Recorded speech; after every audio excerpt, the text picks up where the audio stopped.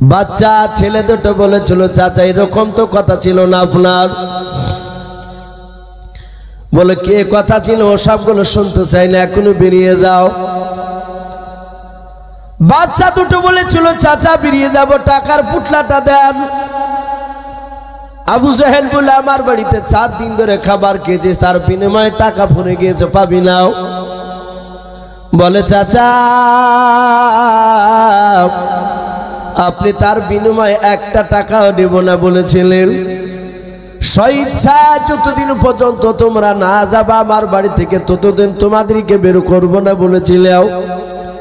আবু জেহেল বলে, তাড়াতাড়ি বেরিয়ে যাও। গলায় ধাক্কা দিয়ে টাকার পুটলা দিল না, কেড়ে নিয়ে বাপজি বের করে দিল। ওই বাচ্চা দুটো কাঁদতে কাঁদতে চলে যায়। মক্কার আবু জেহেলের লোকেরাও রাস্তা থেকে বাপজি দেখতে পেয়েছে উপযুক্ত বিচার হয়ে গেছে, ছেলে দুটো চলে গেলে টাকার পুটলা থেকে ভাগ পাবো। আমাদের নেতা আবু জেহেল ভালো কাজ করেছে। ডাক দিয়ে বললাম, ও বাবা কান্না করেছে কেন? অজানার ভান করে তারা বলেছিল। ডাক দিয়ে বলেছিল, চাচা ওই দেখেন আবুল হাকাম বলে লোকটা ছিল, আমাদেরকে মিষ্টি মিষ্টি কথা বলে আমাদের কাছ থেকে চাচা টাকার পুটলাটা কেড়ে নিয়েছে। 4 দিন খেতে দিয়ে খাবার কেড়ে নিয়ে বের করে দিল। ওগো চাচা দয়া করে টাকার পুটলাটা নিয়ে এসে দেন। ওই টাকার পুটলা ছাড়া আমাদের আর কোনো সম্পদ নয়, আমাদের কিছু না, সম্পদ বলে ওই টাকাগুলো, ওই টাকার পুটলা ছাড়া আর আমাদের কাছে কিছু নাই। চাচাও ডাক দিয়ে বললো, বাবা ওর কাছে টাকার দাবি করতে পারবে না কেউ। শুনে নাও, শুধু মক্কা নগরে একটা মানুষ আছে ওর কাছে দাবি করার। বলে কে গো চাচা? বলে সামনে গিয়ে দেখবা বাড়িখানা, ওর নাম হচ্ছে মোহাম্মদ রাসূলুল্লাহ। বলুন সাল্লাল্লাহু তাআলা আলাইহি ওয়াসাল্লাম। ওরা জানে যে নবীর কাছে গেলি নবী বিচার নিয়ে আসবে। মক্কার আবু জেহেলদের লোকের বাপজি তাদের একটা উদ্দেশ্য ছিল, কেন নবীর নাম করা, যে রসুলত্বের বিরোধিতা করে আবু জেহেল রাত দিন মারবো করে। আমাদের 1 নম্বর দুশমন মুহাম্মদ সাল্লাল্লাহু আলাইহি ওয়াসাল্লাম। আর ওই আবু জেহেল রসুলকে মারার চেষ্টা করে। আমি যদি টাকার পুটলার কথা একটু দেখে দিই, মুহাম্মদ সাল্লাল্লাহু আলাইহি ওয়াসাল্লাম আবু জেহেলের বাড়িতে যাবে, আর আবু জেহেলের বাড়িতে গেলি আবু জেহেল দরজা বন্ধ করে দিয়ে ওকে আচ্ছা করে পিটাবো। মুহাম্মদ সাল্লাল্লাহু আলাইহি ওয়াসাল্লামকে মারবে আর আমরা দূর থেকে হাত তালি মেরে মেরে আনন্দ করব। ওরা গাছের জঙ্গলে বাপজি খেজুর গাছ রয়েছে, গাছের আড়ালে তারা সবাই মিলে এক একটা গাছ এক একটা বেঈমান দাঁড়িয়ে আছে। আড়াল থেকে দেখছে, কি করে দেখে, বাচ্চা ছেলে দুটো নবীর কাছে গিয়ে বলেছিল, ও আল্লাহর নবী জনাবে মোহাম্মদ রাসূলুল্লাহ সাল্লাল্লাহু তাআলা আলাইহি ওয়াসাল্লাম আমার টাকার পুটলা কেড়ে নিয়েছে। নবী বললেন, কে গো বাবা? বলে মক্কার ওই দেখেন বাড়িটা, আবুল হাকাম বলে নাম ওই ব্যক্তির। আল্লাহ রাসূল বলেন, তোমরা 2 ভাই কি দাবি করিতে পারবা? ডাক দিয়ে বলেছিল, চাচা আমরা দাবি করতে পারবো, অসুবিধা নাই, আপনি নিয়ে চলুন। আল্লাহ নবুয়তের নবীর পরিচয় তারা পেয়ে গেল।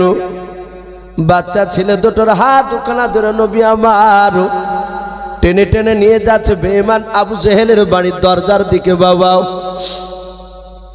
আবু জেহেলের লোকেরা 2 দিক থেকে রাস্তার আড়াল থেকে উকে মেরে মেরে দেখতেছে, তো বেটা যাচ্ছে। ছলে বলে কৌশলে আবু জেহেলের বাড়িতে নিয়ে যাওয়ার জন্য চক্রান্ত চালিয়েছে। যাতে যাবে আর আবু জেহেল দরজা লেগে দিয়ে বেটাকে মারবে, বেটা জব্দ হয়ে যাবে।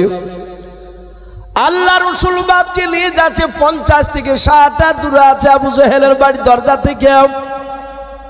আবু জেহেল তাকে দেখেছে, ওই তো মুহাম্মদ সাল্লাল্লাহু আলাইহি ওয়াসাল্লাম আসতেছে 2 বাচ্চা ছেলে নিয়ে। আল্লাহর নবীকে দূর থেকে ডাক দিয়ে বলেছিল, ভাতিজাও খবরদার ওখান থেকে 1 ধাপ সামনের দিকে তুমি ফেলবা নাও। আল্লাহর নবী বলেন, চাচা কেন? বলে ভাতিজা ওখান থেকে তুমি বলো কি বলতে চাও। আল্লাহর নবী বলেন, চাচা এই 2টো বাচ্চা ছেলের কি পোটলা আপনি নিয়ে নিয়েছেন টাকার মূল্য? আবু জেহেল বাপজি একবারও না বললো না, সাতাতি বলে হ্যাঁ। নবীজি বলেন চাচা টাকার পুটলা কি আছে আপনার বাড়িতে? বলে হ্যাঁ আছে বাবা। নবী বলেন চাচা টাকার পুটলা থাকলে নিয়ে এসে আপনি দিয়ে দেন। আবু জেহেল বলল ভাতিজা আসবা না, ওখানে দাঁড়া, আমি ঘর থেকে নিয়ে এসে দিয়েছি। আবু জেহেলের লোকেরা বাপজি সকলে তাজ্জব হয়ে গেলে ব্যাপার হচ্ছে কেন? এক করতে যে আর এক হয়ে যাচ্ছে। ওকে না মেরে একবারও অস্বীকার না করে সাথে স্বীকার করে নিয়েছে টাকার পুটলা আছে বলেও। ঘর থেকে বের করে নিয়ে গিয়ে বাবা নবীজের সামনে রেখে দিল টাকার পুটলাটাও। মায়ের নবী দরদি নবী জনাবে মোহাম্মদ রাসূলুল্লাহ সাল্লাল্লাহু তাআলা আলাইহি ওয়াসাল্লাম নবী আমার ডাক দিয়ে বলেছেন বাবা দেখো তোমাদের সঠিক টাকাগুলো আছে কিনা এতে পুটলাতে। না 2-4 টাকা বের করে নিয়েছে। আবু জেহেল যদি বের করে নেয় সেটার ব্যাপারে আবার আবু জেহেলকে জিজ্ঞাসা করা হবে। বাচ্চা দুই ভাই টাকার পুটলা খুলে দিকে বলেছিল চাচা ও নবীজি আবু জেহেল একটাও টাকা নেই। বলে নাও। আল্লাহর নবীজি নিয়ে চলে গেলেন। কিতাবে পাওয়া যায় আবু জেহেলের লোকেরা কাছে গিয়ে বলেছিল ভাই আবু জেহেল আজ বুঝতে পারলাম তোমাদের চাচা ভাতিজার সঙ্গে গোপনে তোমাদের বন্ধুত্ব রয়েছে। আবু জেহেল আজ তোমাদের চালাকি ধরতে পেরেছি। আবু জেহেল দেখলে এরা তো শুনবে না। আবু জেহেল বলল ভাই এই মক্কা নগরীর লোকেরা আমার বন্ধুরা, আমার চেয়ে সবচেয়ে দুশ্মন তোমাদের নাই মুহাম্মদ সাল্লাল্লাহু আলাইহি ওয়াসাল্লাম। বলে নাও। তোমাদের চেয়ে আমার দুশ্মন বেশি? বলে হ্যাঁ। বলে ভাই আমার জায়গায় তোমরা থাকলেও অস্বীকার করতে পারিতে নাও। বলে কি কথা বলেন বুঝতে পারলাম না। বলে ভাই মুহাম্মদ সাল্লাল্লাহু আলাইহি ওয়াসাল্লাম তোমাদেরকে জাদু করে নাই, আমাকে জাদু করেছিল। যখন আমার ভাতিজা ওই বাচ্চা ছেলে দুটোকে নিয়ে আসতেছিল আমি তাকে দেখলাম তার দুই দিক থেকে 1 নাই 2 নাই 50 নাই 60 থেকে 70 খান তলোয়ার মনে হচ্ছে না আমার বুকে এসে গেঁথে যাবে। বলুন সুবহানাল্লাহ। বলেন আরে তাকবীর। এ বেঈমান আবু জেহেল এটা জানতো। বলেছিল একবার যদি না বলতাম তাহলে 60-70 খান তলোয়ার সব আমার বুকে চলে আসতো। তাই তলোয়ারের ভয় আমি স্বীকার করে নিয়েছি। আমি কি একবার স্বীকার করা বান্দারে ভাই? বলে তাইলে ঠিক আছে। আবু জেহেল এটা বাপজি জানতো যে মুহাম্মদ সাল্লাল্লাহু তাআলা আলাইহি ওয়াসাল্লাম নবীজি ডাইরেক্ট রসুলকে বাপজি মারতে পারা যাবে না, এটা জানতো আবু জেহেল। বাপজি অনেক চেষ্টা করেছিল বেঈমান আবু জেহেল।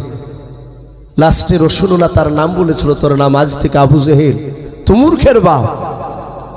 নবীর দিলকে মানে না সেই কারণে। বাপজি আমি বলছিলাম যে একটু দাজ্জাল ব্যাপারে একটু কথা আপনাদের সামনে তুলে ধরবো। রাত্রি প্রায় 10টা বাপজি বাজতে চলল। আমার বিশ্ব নবী জনাবে মোহাম্মদ রাসূলুল্লাহ সাল্লাল্লাহু তাআলা আলাইহি ওয়াসাল্লাম ভবিষ্যৎবাণী আমাদের এটা আকীদা। একমাত্র বাপজি গায়বের খবর একমাত্র আমরা জানি গায়বের খবর আল্লাহ রাব্বুল আলামিন জানেন। বাপজি আমার বিশ্বনবী রহমতের নবীকে আল্লাহ রাব্বুল আলামিন জিবরিলের মারফতে অনেক বাপজি ভবিষ্যতের কথা রব্বুল আলামিন জানিয়ে দিয়েছিলেন। বলুন আলহামদুলিল্লাহ। কিয়ামতের আগে আল্লাহ রাসূল সাল্লাল্লাহু তাআলা আলাইহি ওয়াসাল্লাম অনেক আলামত বাপজি ঘটবে সেগুলো বলে দিয়েছে। আজ বর্তমান নবী বলেছেন কিয়ামতের আগে 8টা 10টা গ্রাম মিলে একটা ইমানদার মানুষ খুঁজে পাওয়া যাবে না। বর্তমান আপনি খুঁজেন গা ইমানদার মানুষ পাওয়া খুব কঠিন। আজ থেকে বাপজি 20 বছর আগে তাহাজ্জুদ গুজারনেওয়ালা লোক হাসানপুর কালুপুরে অনেক ছিল না বাপ? এখন আর খুঁজে পাওয়া যাচ্ছে না। এখন নাই বললেই চলে। যদিও এক একজন পড়ে 2-1 দিন তো আবার চায়ের দোকানে চা খাতে খেতে সেবার তাহাজ্জুদের গল্প করে। বলো ভাই আজ রাতে উঠে দেখছি তো কুকুর কি চিল্লাই নিয়ে, আবার বলবে যে ভাই ও পাড়াতে চিল্লাচিল্লি হয়েছিল কেন গো? তো কেন গো চাচা? তো রাত 2টার সময় আদৌ মানুষ চিল্লাইনি, এ তো সব ঘুম পাড়ছে। ও সাহেব দোকানে বলতে চাইছে, বলে হাগো তাহলে কি ব্যাপার? তো বলছো রাতে ওযু করছিলেন তাহাজ্জুদ পড়ার লেগে, দেহ হইচই করছিল। সবাই শুনেছে মতো শুনিনি, আর শুনবা কি কিনা তোমরা ঘুমাছিলে? নাই বাপ, তাহাজ্জুদ গুজারনেওয়ালা এগুলো বাপকে লোকের সামনে বলা যাবে না, এগুলো লোক দেখানো হয়ে যাবে। নাই তো এই 8টা-10টা গ্রাম মিলে বাপজি খুঁজে পাওয়া খুব মুশকিল।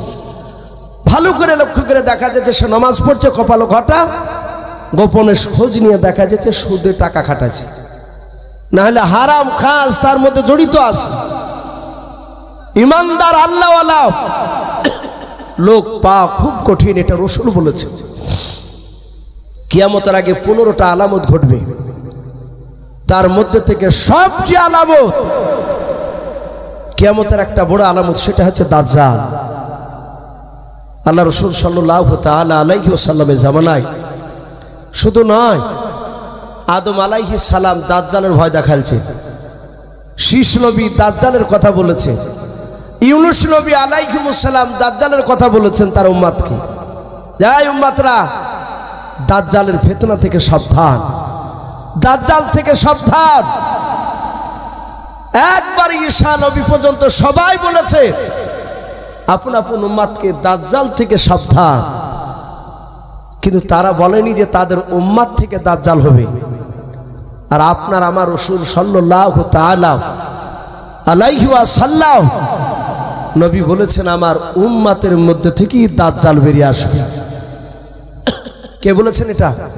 মুহাম্মদ সাল্লাল্লাহু আলাইহি ওয়াসাল্লাম, আমার উম্মতের মধ্যে থেকে আসবে।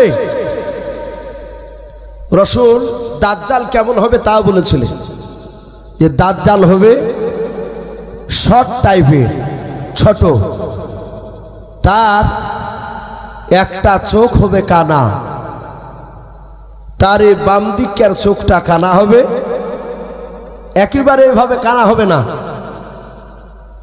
কিন্তু তার এই চোখের মনির ওপরে একটা গোস্তের টুকরা ঝুলবে। ফাটা আঙ্গুর যেমন বাপজি কিনে লেসলে ছেঁড়া বেড়া আঙ্গুর দেখে অরসি বোধ লাগে, আর চোখটা হবে ওই ধরনের, কিন্তু সে চোখে দেখতে পাবে না একটা চোখে। যারা ইমানদার তারা চিনতে পারবে, তার কপালে লিখাতে হবে কা ফের কাফার। কিন্তু বাপজি সেই লোকটা গোটা পৃথিবী সে ভ্রমণ করবে, সে ঘুরবে, যেই দিকে যাবে সেই দিকে লোক সবাই ওকে মানবে। রাসূল এই দাজ্জালের বর্ণনা করেছে। হ্যাঁ, ওই সময়তে বাপজি উমার ফারুক তখন বাপজি মানে নিয়েছে। উমার ফারুক তিনি বাগানে, খেজুর বাগানের মাঠ দিয়ে যাচ্ছিলেন, তো দেখছে একটা বাচ্চা ছেলে, একদম সেই ওই কোয়ালিটি, একদম রাসূল যেভাবে বয়ান করেছে দাজ্জালের ওই রকমেরই বাচ্চা ছেলে, ছোট্ট একটা ছেলে, বছর 6 কেউ বলেছেন 8 থেকে 10 বছর। ওই বাচ্চাটা বাগানে খেলা করছিল, লোকেরা বলা বলি করছে বাচ্চা ছেলেটা অন্তরের খবর বলে দেয়। বলুন আস্তাগফিরুল্লাহ। অন্তর খবর কে বলে? আমার আল্লাহ। উমার ফারুক ছেলেটার কাছে গিয়ে কয়েকটা পরীক্ষা করলেন। এটা আজীব ব্যাপার, এ তো বলে দিচ্ছে অনেক কথা। আল্লাহ রসুল ছিলেন, রসুলকে গিয়ে বলেন হুজুর, মক্কা নগরে খাজরা বংশের একটা বাগানে, খাজুর বাগানে একটা বাচ্চা ছেলে, আপনি মনে মনে যা বলবেন তা বলে দিছে। বলে তাই নাকি? বলে হ্যাঁ। সাথে হাতে রাসূলুল্লাহকে উমার ডেকে নিয়ে গেলেন। ডেকে নিয়ে যাওয়ার পরে রাসূলুল্লাহ পা টিপে টিপে টিপে টিপে বাবজি ফেললেন যেন বুঝতে না পারে। এই সময় মুখ করেছিল। নবী গিয়ে পেছনে গিয়ে ভাবে বাচ্চা ছেলেটার হাত দিলেন। ঘটনাটা সম্ভবত বুখারীতে এসেছে। যাহাতে হাত দিলেন, নবী বলেন কে? আমি বললো তো গলাটা একটু অন্য নকল করি। ছেলেটা বলে দিল, তুমি আব্দুল্লাহর সন্তান মুহাম্মদ সাল্লাল্লাহু আলাইহি ওয়াসাল্লাম। নবী দেখলেন তো বলে দিল নাম আমার। নবী বলেন, আমার দিলে কি বলছে বলধেনি তুই? বাচ্চাটা বললে, আপনি এই কথা বলছিলেন। নবীর সাথে মিলল না।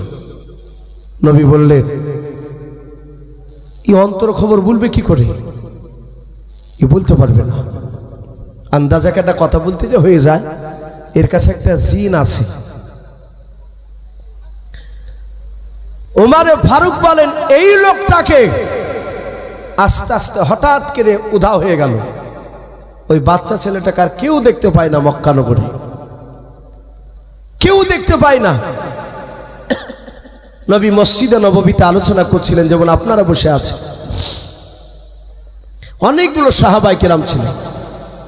নবী ওই দাজ্জালের ব্যাপারে আলোচনা করতে করতে বলেন, সাহাবারাও, আমার উম্মতের মধ্যে থেকে দাজ্জাল বেরিয়ে আসবে, খবরদার তোমরা দাজ্জালের কথা শুনবা না। যারা শুনবে তারা জাহান্নামী হবে, আর যারা দাজ্জালের কথা শুনবে না তারা জান্নাতি হবে।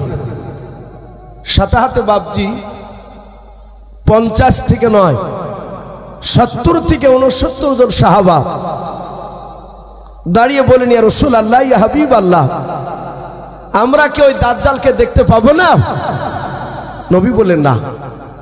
আবার বলেন, হুজুর, ওই দাজ্জালকে দেখতে পেলে আমাদের জীবদ্দশায় লোকটা কলেমার দাওয়াত দিলে আমরা তার কথা আর মানতাম না।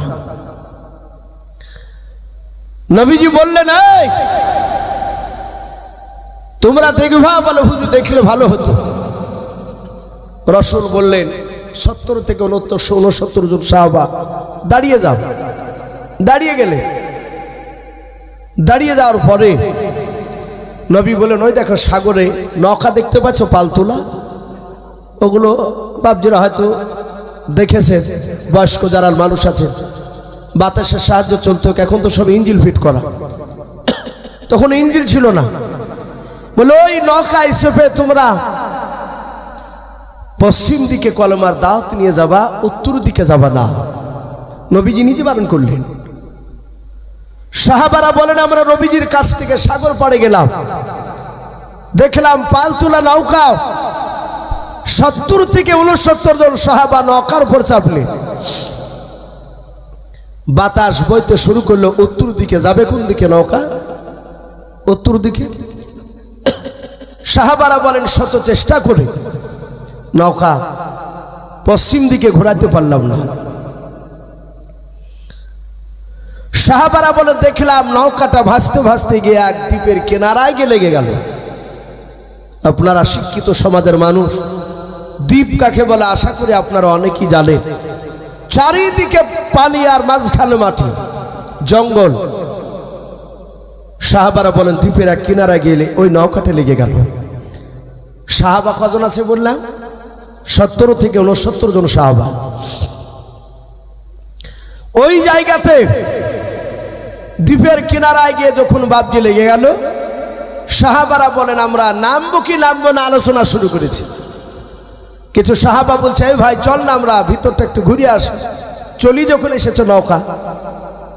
আর একজন বলল, ভাই এদিকে তো নবী যেতে বারণ করেছিলেন। বলে, আমরা ইচ্ছাকৃত আসি নাই, বাতাসি নিয়ে চলে এসেছি। সাহাবারা বলেন, আমরা আলোচনা করছিলাম আর হঠাৎ করে দেখলাম ওই জঙ্গলে বাঘ, ভালুক, সিংহ রয়েছে। কিছু সাহাবা বলছে, ভাই নামলি তো খেয়ে নেব। আবার কিছু সাহাবা বলছে, এই ভাই আমাদেরকে খাবে না, আমরা তো নবীর সাহাবা। সাহাবারা বলছে, নামবো কি নামবো না আলোচনা শুরু করেছি। হঠাৎ করে দেখলাম ওই জঙ্গলের ভিতরে থেকে একটা আজীব ধরনের জানোয়ার বেরিয়ে আসে।